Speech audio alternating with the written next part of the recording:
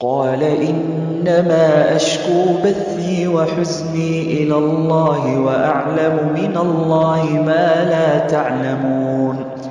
يا بني اذهبوا فتحسسوا من يوسف وأخيه ولا تيأسوا من روح الله إنه لا ييأس من روح الله إلا القوم الكافرون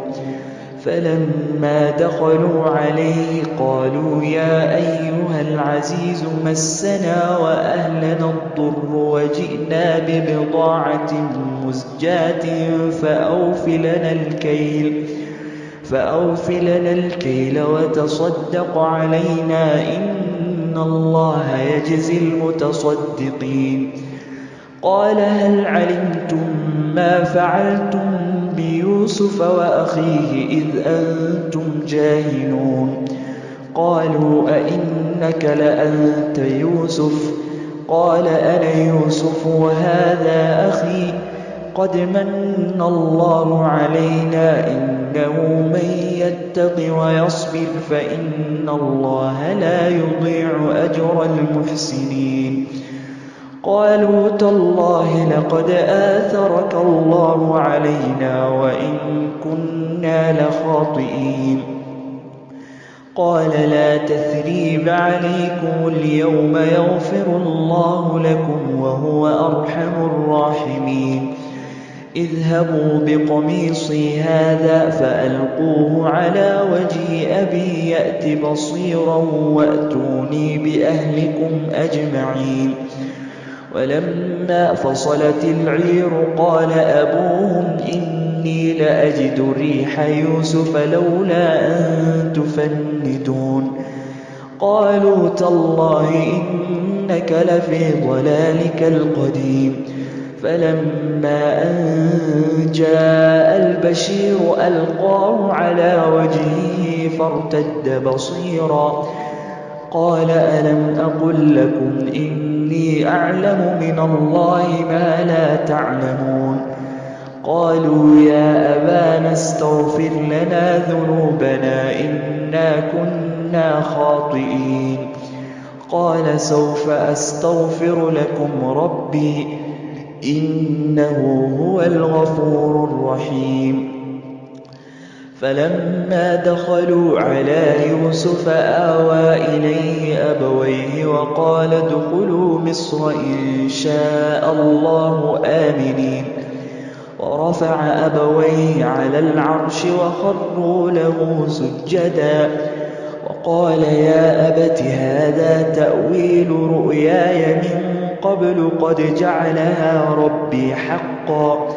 وقد أحسن بي إذ أخرجني من السجن وجاء بكم من البدو من بعد أن نزغ الشيطان بيني وبين إخوتي إن ربي لطيف لما يشاء إنه هو العليم الحكيم رب قد آتيتني من الملك وعلمتني من تأويل الأحاديث فاطر السماوات والأرض أنت وليي في الدنيا والآخرة توفني مسلما وألحقني بالصالحين